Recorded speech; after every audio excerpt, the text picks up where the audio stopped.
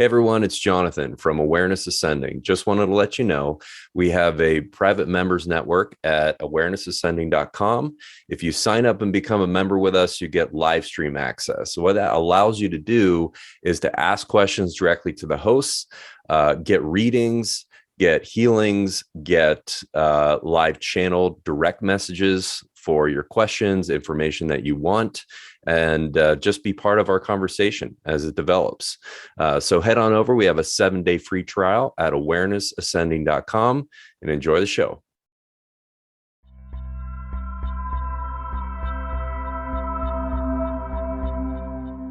Well, I would say welcome. This is our second spiritual science roundtable. And last month being our first one was kind of fun. Glen got to invite a guest on, and this time I get to invite a guest on, and I invited Sanjay, naturally. Sanjay Manchanda, who is a psychologist as well as a neurofeedback and brain stimulation expert. And if you haven't had a chance to check out Sanjay's show, he's done now 5, I believe, and excellent programming that Sanjay's doing. And it's really Sanjay's focus is a lot on, I guess kind of 2 categories. And please correct me if I'm missing something or misstating something, Sanjay. You have 2 focuses. You have this sort of technology electromagnetics focus on how the electromagnetics work in the body and how to tune that for states of awakening as well as health and healing. And also your background as a clinical psychologist in assisting people. I think there's an element of assisting people with pathology, but also a big you're heavily involved in a lot of Jeff Martin's work, the Finder's Course, 45 Days to Awakening, and this cohort of people, including Jay Sanguinetti, who are you're right at the frontier's edge of studying this awakening process. And so that's a little bit of Sanjay's background, and you can get a lot more detail if you check out his show. And for those of you that have not met Glen yet, Glen Ryan, also a PhD, and I don't know if it's in quantum biology or is it in neurochemistry, neurophysiology, neurochemistry, Glen? Neurochemistry. Yeah, but and Glen like Sanjay is working on many different things, but has been working in this field of consciousness and studying consciousness and subtle energy for 4 decades now, I think it is, and has got numerous peer-reviewed published articles, probably the United States' foremost scalar energy expert, and has done also a lot of research on water, consciousness, and DNA. He also has an independent laboratory that does third-party testing for people that have energy devices that want to, as Glen put it, the alt FDA signature of approval on these energy devices, and is working on a bunch of other really cool projects that I get to hear about every once in a while. But it's a true honor to have both of you on the program at the same time. I'm so glad that you both have a chance to meet. What we're going to try to focus on anyway today is what I'd like to focus on is looking at both the electromagnetic components as components, the brain, specifically consciousness and the process of awakening, however one defines that. And I know that Sanjay, you were sort of like the beginning, the genesis of this particular show, because you were interested in how you might incorporate scalar into what you and your group are doing. So could you talk a little bit about that? A little bit about your interests and what might work there?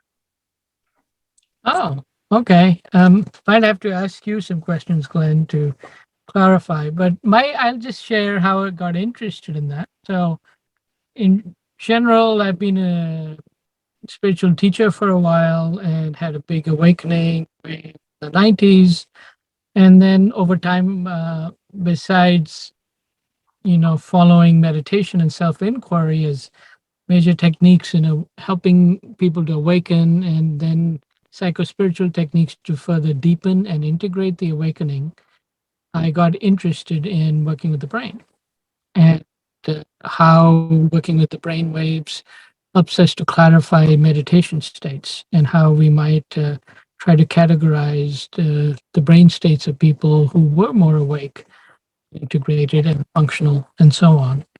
And then from there, got into doing some brain stimulation with low energy devices and looking at the effects of different frequencies on the brain and then on the body and for healing and finding it to be quite effective. So that's just like the overall field. And within that context, started working with Jeffrey Martin at the Awakening course as well as the Transformative Technology Lab. So, what I think we should talk about to start with is the Jeffrey Martin program, because a lot of your viewers, I mean, unless you plan on getting Jeffrey into the show, but they don't know about his program, how it works, and how it could work so fast. People meditate for 45 years and don't reach enlightenment. So, in 45 days, that's impressive. Yeah. Basically, what Jeffrey did was to decide to go on like a scientific quest and interview a lot of people who had some major shift in their life and they found themselves in a more persistent state of awakening or well-being. And he decided to interview them for hours and days on end and to try to compile the results and see what was common, what was actually going on with them, and what would be a common language we could use to describe that. To date, he's interviewed about over 1,000 people. And as part of that inquiry, he began to see some of the methods that they used that were the most common ones that helped them to reach that state. Not everybody used a method, but the ones that they did, he started to look into what the methods were. And I'm sure he was also personally motivated by that. So in the middle of that inquiry, he initiated an experimental course, another kind of practical study of putting a bunch of these methods together in a 12-week program that he called the Finder's Course to see if he could help other people to transition into his definition of awakening, which itself has 4 different and 4+ locations in it. So what is awakening at a very basic level and a very step 1 level, it's realizing that you are not the character in the story of your life that you thought you were. You get this clear realization that whatever you think and feel is conditioned, and ultimately who you is a background within which that thinking and feeling arises, and that's subject to change and revision. It's not your identity. And so as a consequence of that, you have more of a distance from the reactivity in your life. You get less reactive and more fundamental well-being. A sense of fundamental well-being independent of circumstances can emerge. So that's location 1. And then you can go deeper than that. So you put together this course to help people to reach this and found a high success rate. And currently this same course is a version of 6 weeks. The success rate in the range of 60 to 70% of helping people to awaken and transition into at least location 1, if not deeper. So could you describe a level 2 at least, so we can go a little deeper? In levels is locations. They're not necessarily always superior, but there is some sense of deepening. So location 2 would be just more of location 1, which is that you have more distance from, and you have less reactivity, more a sense of the background of awareness that you are, and along with it, a sense and access to an experience of unity that's available to you, a sense of unity in your whole experience. So normally we have this experience of a subject and object. I am separate from my experience of the world. And in location 2, you start to either see that there is no subject, the subject is empty, the world just shows up, but there is no seer. And or you have the experience that the feeling of being someone, experiencing something is the same. What is is observed feels the same as the observer. That's a sense of unity. Okay, got it. Okay. So, since we're on a show all about awareness, how would you and or Jeffrey and or Jonathan, for that matter, define these awakened aware states? I mean, I guess you sort of have, but what am I asking? What's the is there what's the consensus about the scientific or the brain pathways that are involved? Well, there is not a complete consensus. It's an ongoing discovery. Yeah, right. Exactly.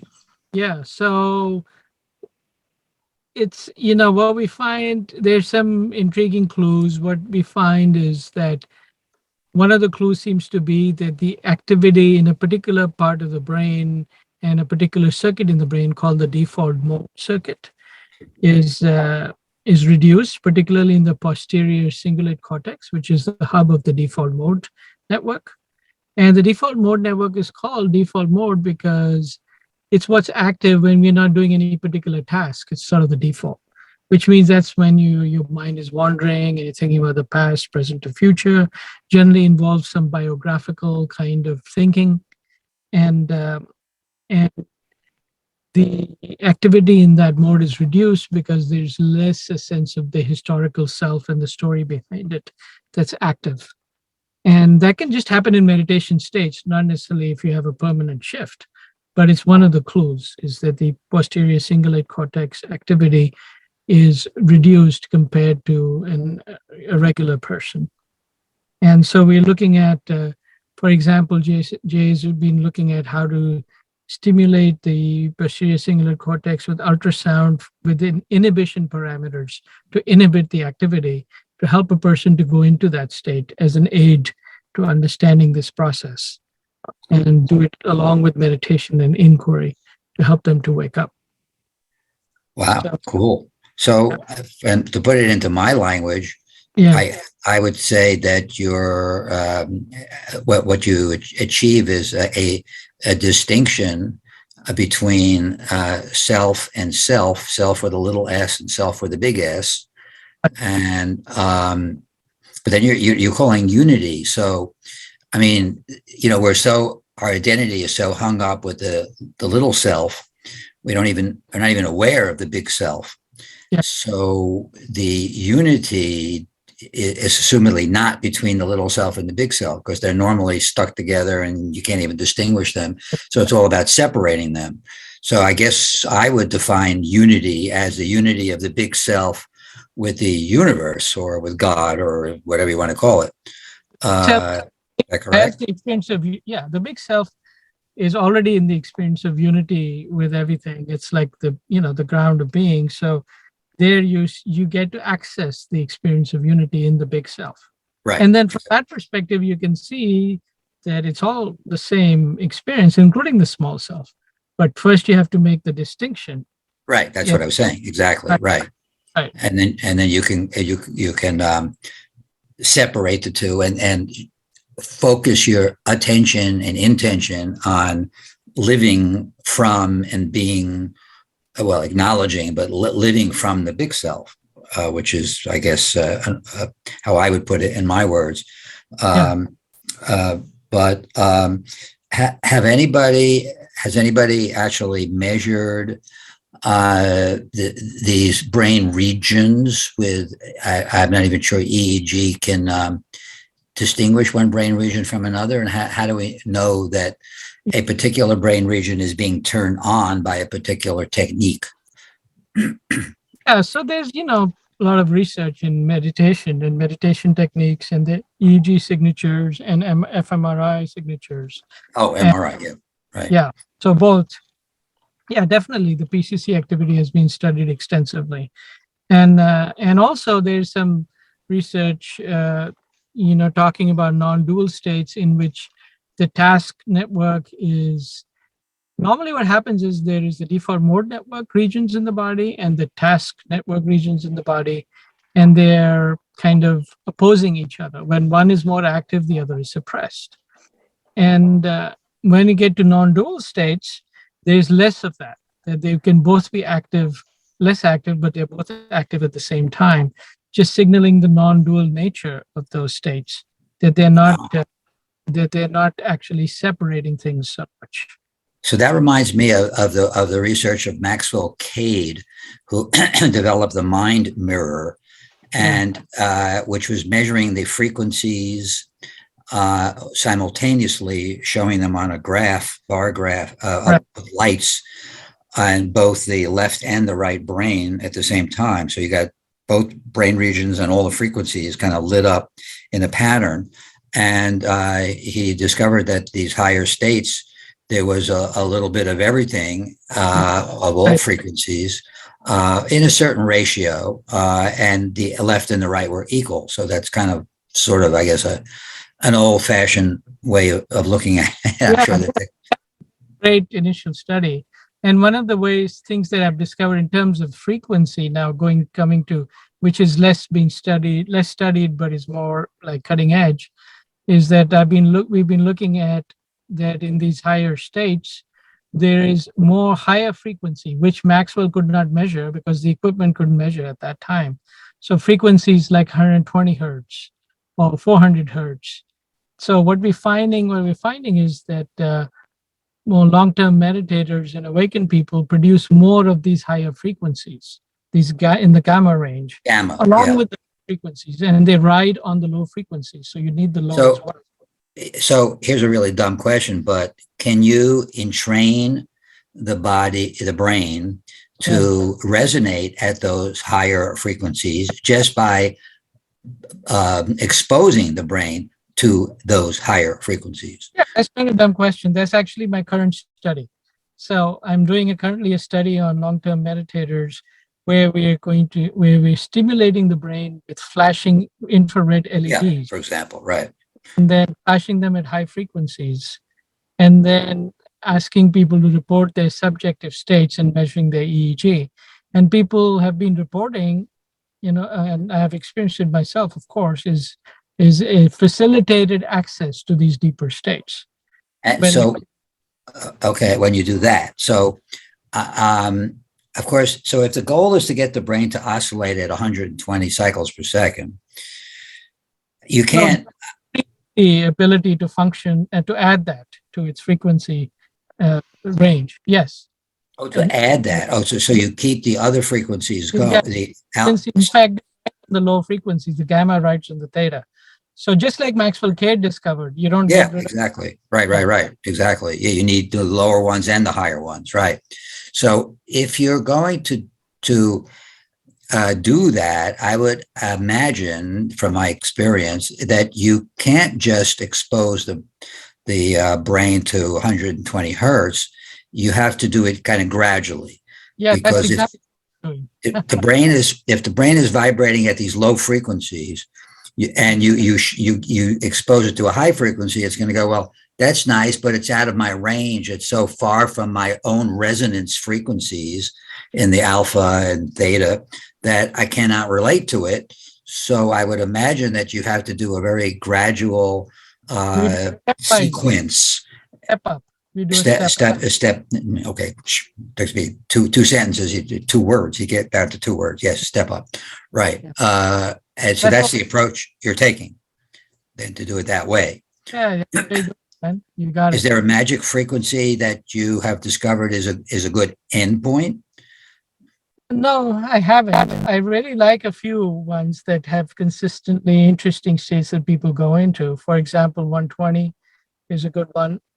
And people like 432, it produces some interesting experiences. And right now we're going all the way up to 1024, but it's really fairly random right now. We don't know which ones to really use. 1 kilohertz, 1.02 kilohertz. Wow, that's pretty high for the brain. I also find that people have individual preference and vary in the ability to resonate at the higher frequencies. So it may be out of what they can manage. Well, yeah, that's right. So how did you come up with that frequency? Did someone measure that frequency in a meditator? We did measure one. at the range of 120. The others, you're just trying them experimentally. Yeah. So Trial and it's, error. yeah. Well, how'd you Is get there- 1024? Sorry, wait, before you go, Jonathan. 1024 is a very specific frequency. It's not 1,000. Let's try 1,000. No, it's got to be 1024. I mean, how'd you come up with that number? Right now. Oh, Okay. okay. Jonathan has experience measuring frequencies in meditators, right? Yeah, but not at this level of detail. Definitely not that high. Like my Not that gear high. is just standard clinical stuff. Goes up to, I don't know, 45 hertz maybe. So what I was going to ask is kind of a two-part question to either of you, probably more so to Sanjay. But would it make sense that people have an individualized, if these gamma frequencies are riding on alpha or theta, would it make sense that people have like a constitution or a phenotype whereby there is some kind of math like multiples or Fibonacci sequence above that underlying frequency that they're getting multiples of that specific one. So you can't just say across the board it's 1024 because the fundamental is going to be variable depending on somebody's constitution.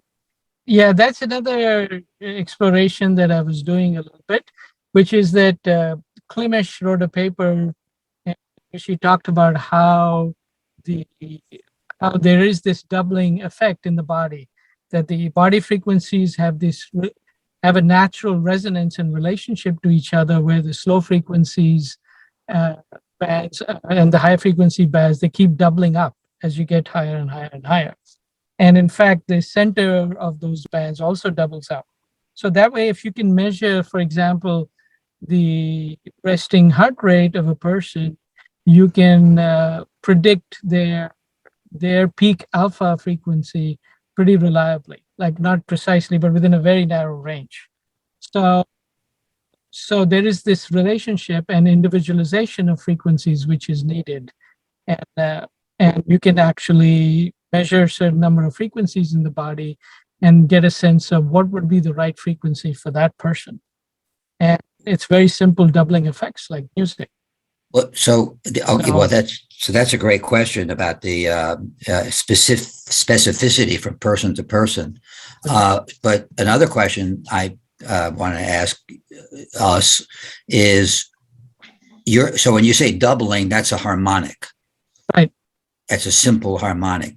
But is it not? So that also suggests that you want to say start at I don't know, 16 or 20 or what, some alpha frequency, and then double it again. But I'm wondering whether it'd be more efficient to use a more exotic sequence like a Fibonacci series, as was thrown out. So just multiplying by 2, why not multiply by 1.414 or multiply by the square root of 2? Or, because I encounter this issue when I don't treat brains, I treat molecules and work at the molecular level, because to me, humans are just too damn complicated. And biological systems are complex enough, thank you. And even at the molecular level, they're so complicated. So I like to keep things simple and stupid, as the expression goes. So I'm been very intrigued by what's the right ratio. In your case, you're stepping them up. In my case, I'm actually exposing the molecules to all the frequencies simultaneously, or sometimes sequentially. But have you experimented with that? Not yet. I mean, it's of course intriguing. What actually Klimesh found was that the Fibonacci sequence is very important in the width of the bands. So the nature really? Of, yeah. So it's a paper worth reading. But there's a doubling of the frequency from delta to theta, doubling from theta to alpha. It's just a natural doubling, and from alpha to gamma, and so on. But the frequency bands he calculates by using the phi ratio, and that's what seems to be natural in the body. Yeah, exactly. There's other examples of that. So that would make a lot of sense. So then the question becomes, what is your fundamental frequency that you start with? Right. And then back to Jonathan's question, can you not determine that by measuring Yeah. the EEG or whatever? And my answer was can. Yeah. And Right. so that's like something that, we're just starting to look at and do. So this is not part of my current study. In the current study is so simple. It's like you said, keep it simple. We just want to show that there's an effect from stimulating at these range of frequencies. That is important. Step one. Step two, what are we going to stimulate with? And we're starting to look at that. Yeah. Well, yeah, I mean, there's so many unknowns. I mean, the kind of energy, which you can get to in a minute, the kind of energy that carries the frequencies is important. But Yeah. right now, we're talking about the frequencies themselves. And part scalar energy too. Yeah, well, right. We'll get to that in a minute. But so the frequencies themselves. So your basic see that's what I do when I have a molecule. I measure its resonance frequencies, and I've developed a method to do that at the molecular level. And then those are the frequencies that I use to affect the system. So I guess so when no one's doing that yet with the EEG, like to measure the frequencies and use that frequency, and then its harmonics. Well, not really. Nobody's really been doing that Yet. Okay. Yeah. So Jonathan, all we need to do is get you. You can do the measurement part, right, with the equipment you have. Yes, you can. So you could determine someone's base frequency. So all you need is a signal generator, which is, I mean, there's exotic energies that you can use to treat, but you could just, and I'm not even sure that makes a difference, but we could discuss that in a second. You could then do exactly that experiment, generate frequencies in different sequences, separated by by a factor of 2 or a square root of 2 or whatever, and see which ones produce specific effects, because you can measure the effect with your equipment. So I'm encouraging you to think about that, and encouraging you to become a scientist and do those kind of experiments. Because Sanjay is preoccupied with such fundamental questions about what frequency and how to deliver it, and apparently, I guess if you and your colleagues are not doing what we just described, then Jonathan, that's a wide open area for you to work on. It's not that we're not doing it. That's why we talked about it, right? We're already planning to do it. Planning. Yeah. Okay. Right. The next Sanjay, is it one more thing. when you go ahead. There are a couple of papers. Go ahead, Sanjay. Doing it for example, in transcranial magnetic stimulation, RTMS. Yeah. There was some unpublished results on using the peak alpha frequency to change the stimulation to improve the response. So people have been starting to look at it, but it's very new. I agree, it's worth exploring. I recommend it. Yeah. And in that case, they would measure the alpha frequency and then use the right where the peak power is in alpha, and use that to right. influence the actual stimulation frequency. Yeah. Right. Excellent. That's good to know. And you could do that with a pretty straightforward cue baseline, like 10-minute eyes closed, 10-minute eyes open type of thing. Right. In fact, I proposed, a research program to David Gibson, who does sound healing, that we were talking, and I were talking, and to measure the heart rate of people and use that to calculate the other frequencies to affect the actual musical tones that he would use for the sound healing. He's already planning to do that. So, and who's that again? David Gibson. David Gibson. There's a school of sound healing in San Francisco. Amazing. Well, yeah, I mean, it seems like if the heart rate is, that's a much easier number, a much quicker number to get. I mean, that's something you can get on a consumer, just cheap Fitbit or something like that. You could instantly get results, or instantly get like frequency stimulation from that. That's amazing.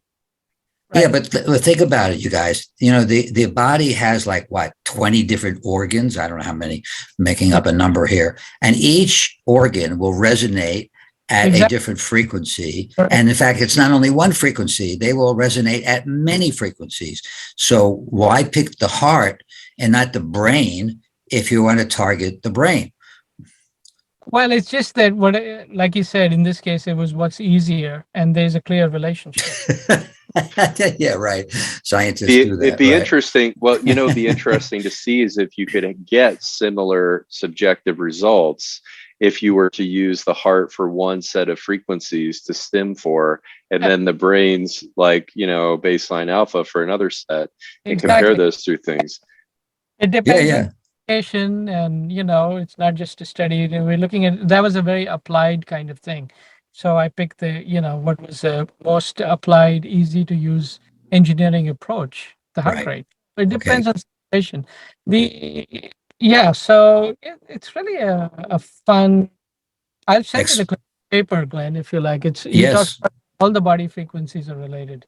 So, and also there's some great work by Bandyopadhyay, who's Anirban Bandyopadhyay, who's a scientist who actually happens to be in Japan, but he's a material scientist and he measures molecular frequencies, and he's developed all these techniques to measure frequencies of all the little structures in the brain, including the microtubules in the cells and the frequencies in the neurons, and shown that they all have this relationship, which is a nested resonance of triplets. No kidding. Holy cow. Oh my God. Yes, please. You got to send me that. That's what I do. Molecular frequencies. So wouldn't understand because the way he works, but he's on the edge, cutting edge. So very much worth looking into. He was the science of consciousness every 2 years. And okay. I can find them there. Yeah. So that would suggest to me a way of obtaining the sequences, the relationship between frequencies, because whatever is happening in the brain itself, between the mitochondria and the microtubules, if he can figure out the mathematical relationship between their frequencies, that's got to give us a clue about the relationship that the body naturally uses between frequencies. And that's like an internal mechanism that we just apply to an external signal. And exactly. Yeah. So it's very fascinating. I do want to get to scalar energy though for the rest of the time. So let's pause. Okay. I know. Well, that was background for everyone who's listening. Okay. Yeah. So now where Sanjay wants to go is to ask a different question, not what frequency to use or the relationship between the frequencies, but what's the carrier wave? What kind of energy carries the energy best? Yeah. And I'd like to start with, I guess, my own experiments, because although I work at the molecular level, if I'm affecting biological molecules, then that should ultimately be the same conclusions to apply to the clinical situation. And that's very exciting to me to actually think about even applying the knowledge that I've acquired at the molecular level to the clinical level. So touche. One of the things, just for Sanjay and everybody else for that matter, because I haven't talked about this in my series yet. I have been targeting the DNA molecule, and I suppose I should be working with microtubules since everybody seems to think they're so linked to consciousness. But I had a big discussion with science at the Science and Consciousness and conference, and I keep thinking of Deepak, but Stewart, yeah, Hameroff. I presented my work about DNA, and so Stewart says, well, but DNA is in every cell in the body. So that can't be the right target because we want to target the brain, and consciousness is only in the brain. So this was like when I spoke at this conference several years ago.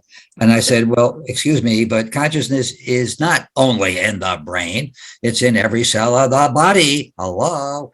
And we just kind of agreed to disagree. And of course, he was obsessed at that point, I guess still is, about you got to be looking at microtubules, not DNA. So I'm going, well, yeah, but everyone else is looking at microtubules. I got to do something different. I can't do the same thing everyone else is doing. So that's part of my modus operandi. You got to understand. Anyway, so with that as a background, I have looked at different kinds of energies, and they do have different at the same frequency and the same intensity. So what I do is I have different antenna or coils that generate the different kinds of energy. And, if it's sound energy, it's a speaker that vibrates and generates the sound. If it's an electromagnetic field you want, you use a coil where the wire, the electricity goes through the coil and it generates a field.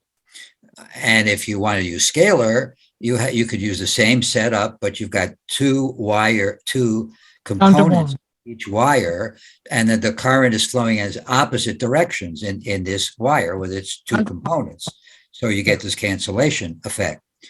And I've also done some work with plasma, which is another kind of carrier.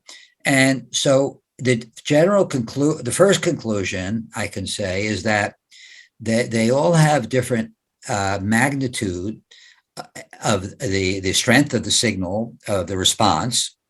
They all have a different dynamic response. So the time course, how long does it take to reach the maximum effect, is different from everyone, every source of type of energy. And then how long it lasts, the decay rate. So the signal, it's got to go up and it's got to go down.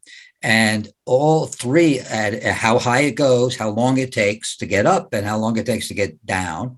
That's simple as I can make it for non-technical people listening. Varies from energy to energy, type of energy to type of energy.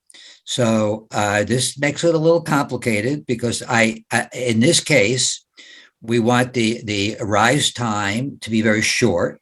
We don't want to have to wait hours before you reach your peak. And then you want it to tail off very slowly. And then you want the signal to be very strong. So the kind of research that needs to be done is combinations of these different individual fields. And so far, I've only done really the combination of scalar and electromagnetics. And the good news is that they're synergistic, or at least additive.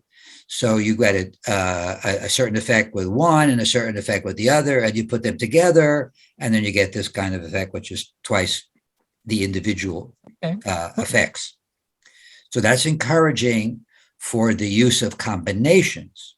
So the combinations, we've got like maybe 5 different kinds of energy that we can use. And if we want to keep it simple, well, the most fundamental types of energy, which is what I have been talking about in my previous series here, is the types of subtle energies. Well, so just to reiterate, for those who haven't heard my earlier talks, we've got electromagnetic energy, we've got sound energy, and we have light energy. Those are the 3 fundamental kinds of energy. Then there's esoteric energies like plasma, etc. But you've got 3 fundamental kinds of energies that we can mix and match. And then each one of those has a scalar version. So that means to explain that to the audience. So a scalar electromagnetic field would be when you cancel the 2 electromagnetic fields by opposing them 180 degrees, they cancel out, disappear, and leave behind this underlying scalar electromagnetic energy. But you can do the same thing with sound and light. So you've got 3 fundamental energies and 3 subtle or scalar energy versions of the three fundamentals. So now we're already up to 6. And so you got 6 factorial. You got a lot of combinations to study. And I got to say, the advantage of working at the molecular level is it's simpler, if we want to keep it simple, and it's well, is it quicker? I'm not sure it's quicker. How long does it take to Sanjay, to induce a particular high frequency, say, in an individual? Minutes, hours? No, minutes if they're inducible. So that's Oh, why I'm using long-term meditators who already have a very flexible system and also an ability to report what's happening. right. That's perfect. So okay, so that's a big advantage. So you don't have to wait hours to get a result from a given combination. You can see the results right away. So so then the question is, what? So we could combine. We got 6 things to combine, and I just did 2 of them so far. I have not combined sound and scalar. I have not combined scalar with anything other than its electromagnetic counterpart. Yeah, So, I have a question for yeah. you there. So one way that I got into scalar was that this Japanese company gave me some devices which had these counterpoint coils, and they recorded, chants, a version of chants in their Shinto chants, and I could really experience some energy effects from those chants, and then I've been using combination frequencies to also heal the body. A combination of 10 and 40 is amazingly effective for reducing inflammation in the spine. It's an amazing response that the body does. 1040, not 10, 1024. no, 10 hertz and 40 hertz. Oh, sorry, 10 and 40. Yeah, right. Yeah, separate channels. And Right. And so I do this system of healing called frequency specific microcurrent, where you Right. induce these frequencies into the body with current. And what I found is the effect is very strong, but for me, it's too strong. In other words, I don't like some of the other attendant effects because I'm very sensitive energetically, and it uses a modified square wave, and the current it's almost like too much for my system. It overloads my information system. Interesting.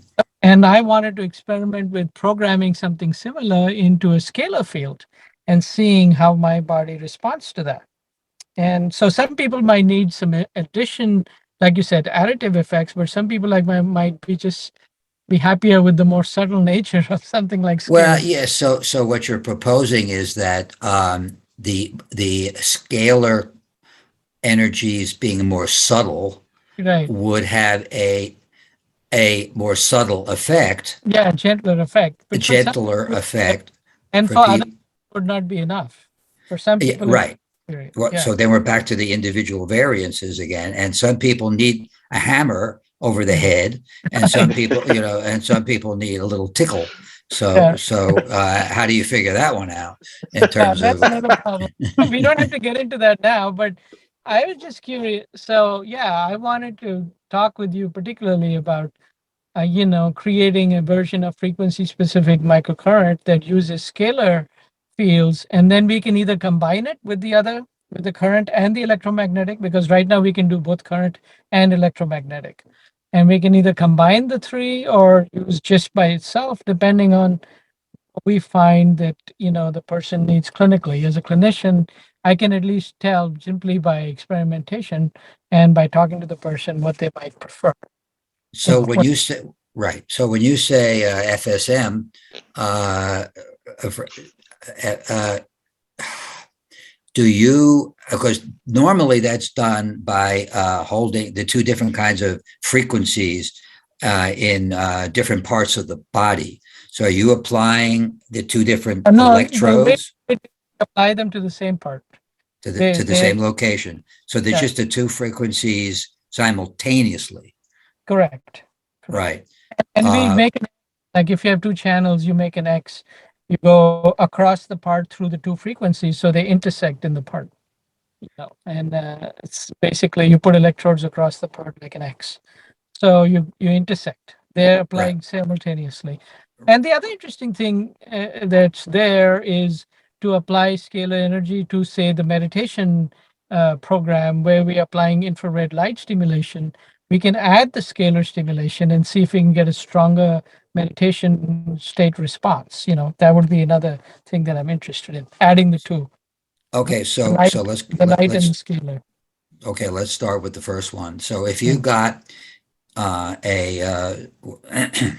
a probe, and Right. you got two probes going in and Yeah, meeting, right? right. What's 10 spads. We got 10 spads or something. Yeah. Okay. So we have oh, 10 spads. an Yeah. electrode. Yeah. Right. So the only way to generate a scalar from that would be that the wire that leads into the electrode be a double wire. You can't really do well. So what we could do is just to use a separate device. It doesn't have to be in phase. Maybe or maybe not, right? Well, that's another. Oh God, yes, right. So not only are we talking about combining different types of energy, combining different frequencies, now we're talking about the relationship between the frequencies, whether they're in phase or out of phase. So that makes it even. We don't generally worry about that right now. Oh, well, So, right. Because that's yet another variable. We have no idea what right.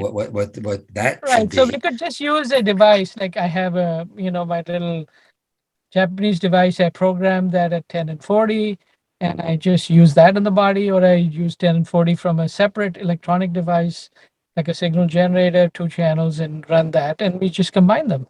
So wait a Just minute. So the Japanese device is a scalar, yeah, is yeah. a what? A Coil, quantum one coil. Yeah. Mhm. counter-on coil. Yeah. But yeah, but you want to, but that's going to broadcast a field Yeah, right. all over the whole, but you can't target it. No, it doesn't matter. The frequencies are highly self-selective. The 10 and 40 will target the spine just by the nature of 10 and 40. That's what we discovered. Oh, really? We can run it through the whole body and it works. Yeah. So Really? the tissue has resonance at different frequencies and with different kind of energy as well. Well, at least that's what this is what the experiment would show, is if tissues preferred a specific kind of energy. That Well, also is a good question. well, yeah. All right. So you're saying that 10 and 40 work for the spine? Yeah. Specifically. So would we it use not? it to basically to reduce and cure fibromyalgia. It's amazing. So wouldn't it be better to put one generator at the base of the spine and the other at the neck? Yeah, but we find it doesn't make any difference. I use the electrodes on the hands and feet, so the current crosses the whole body. Yeah. Oh, it doesn't matter where. Okay, oh, okay. Oh, all right. So you're thinking you want to do a 10 hertz scalar and a 40 hertz scalar along with the with the setup you already have. Right. Along with or separately from it, like if I'm very sensitive, if I use the 10 and 40 without the current, I want to know how I like it. And for someone who's not having a powerful response, we can combine it and see if we can improve the response. Yeah.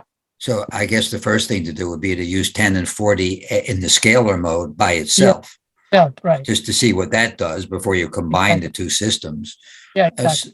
So in that case, you're thinking just put one scalar coil on the left side of the body and the other, or say in the hand, one the left hand and the right hand, and just hold the two coils. Yeah. For example. Right. Okay. But the 10 hertz is going to come from the same. Well, so okay, you're just going to do one at a time. But what if you're going to do?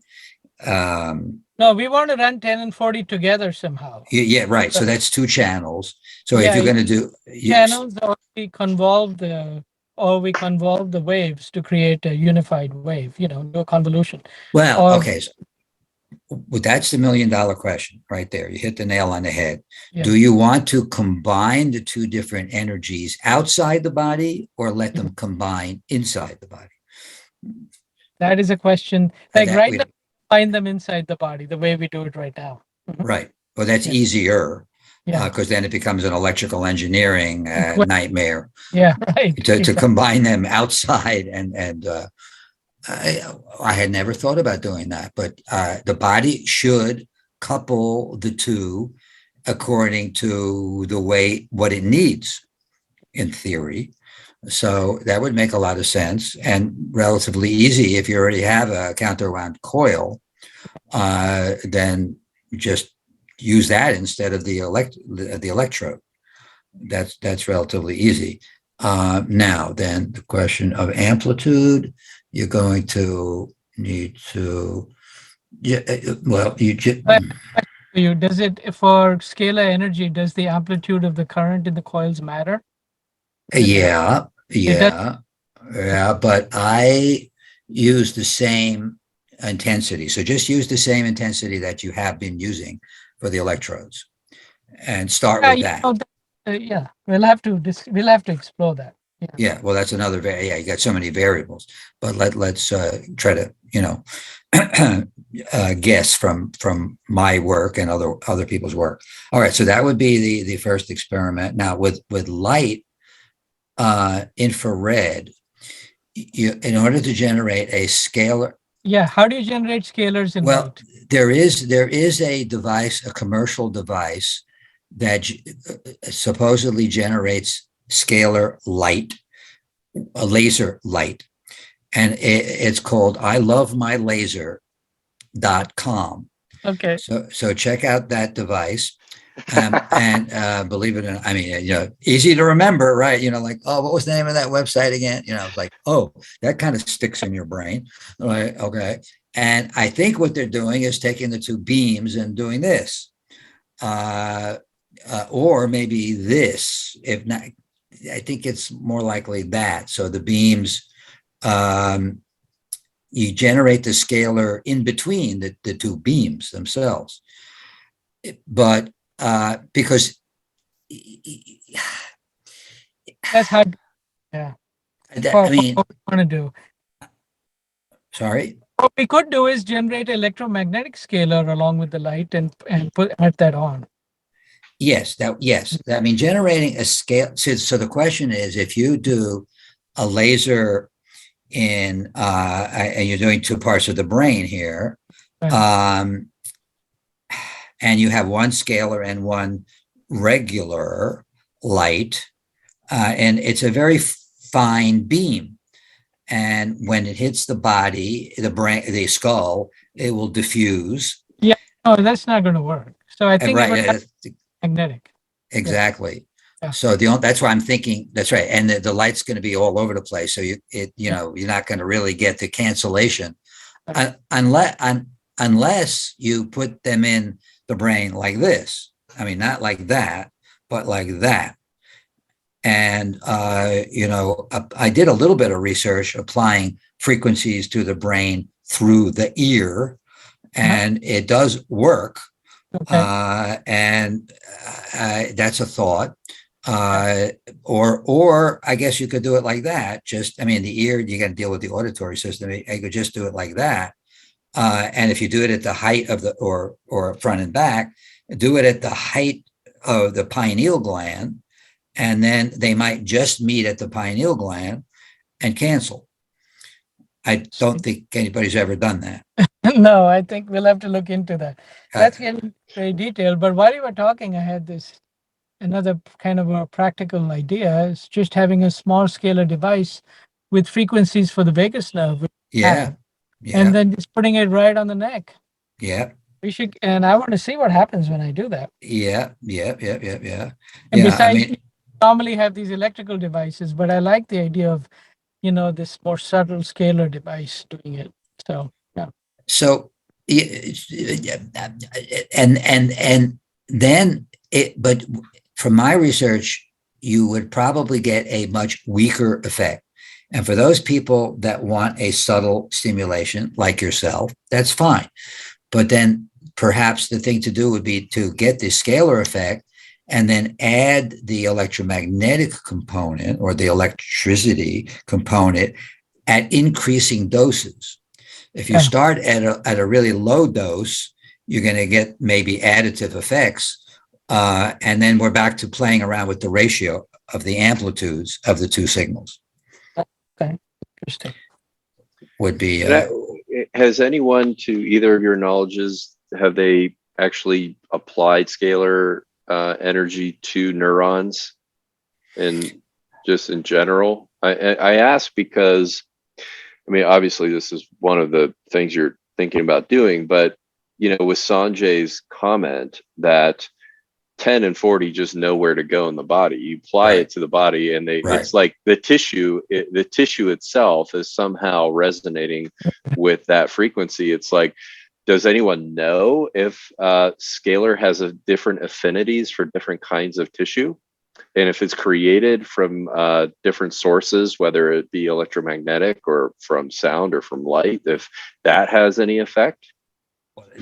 No, they don't know the answer to that. And that would be up to me, because Sanjay wants to work with people and I want to work with cells and molecules. So I have done electromagnetic field exposures to neurons in tissue culture. And neurons outside of the body do respond to the electromagnetic component. But in those days, when I was doing my PhD, I didn't know about scalar. And as far as I know, nobody's done that. Certainly not in vitro. And I don't know that anybody's ever done that. What Sanjay is about to do, combining the 6 different kinds of energies that we mentioned earlier. It'll keep you busy and out of trouble, Sanjay, that's for sure. A lot of work to be done there. Too many things. Yeah, well, exactly, right. So I hope you got a lot of graduate students to work with. Are you at a university doing all this? No, I'm yes, a little bit now, actually, but not. No, I used to be a computer science professor. I quit a long time back, became a psychotherapist, meditation teacher, healer, continued in clinical practice. And then just recently, I've gotten back to doing more research, and I'm collaborating with the University of Arizona in Tucson, as I'm also adjunct faculty now at the California Institute of Human Science in Encinitas, California. CIHS. Yeah, I was on the faculty there for a while. We're gonna get people in. So you can do, okay, yeah, because you got a lot of variables, and are you working with Gary Schwartz? No, I'm not. I know Gary, but I haven't spoken with him in a while. No, I'm working with Professor John Allen in the psychology department. Oh, right. Okay, right. Yeah, well, Arizona, very much ahead of everyone else in that area. So I guess I would like to encourage you to do this kind of research. Let's keep in touch. We can certainly share articles and stuff. And I'd like to learn more about the Japanese device. And I guess talk to you more about the scalar energy work a little bit, how we set it up. Right, exactly. So Jonathan has been very quiet this whole time because this dynamic sparks that are flowing between Sanjay and myself. So, Jonathan, you must have a million questions, but our hour is up, all right? Yeah, the hour's up. And, actually, I don't. I'm just so fascinated. And this, for me, is so much fun just to sit back and listen. Yeah, out of respect for everybody's time, we'll start bringing things to a close here. And maybe after something gets started with either of you in this, in some of these ideas, we can have another discussion to see what has been found, or at least to sort of brainstorm on what we might want to do next year with all this. Well, and just for the people listening, that is Jonathan. Time and signing on. Thanks everybody who's listening. So what Jonathan is describing is science. What you do an experiment, and then you analyze the results and design another experiment. And it's always one after another, because every research finding generates 10 more questions. So Sanjay is going to be a busy guy and got a lot of variables. And I thank you, Jonathan. Thank you, Sanjay, for the opportunity to chat. And thank you, Jonathan. Hey, Jonathan, it's a pleasure playing with you today. Yes. What a jam session. We make some good music. Well, everybody have a great evening, and we'll see you soon.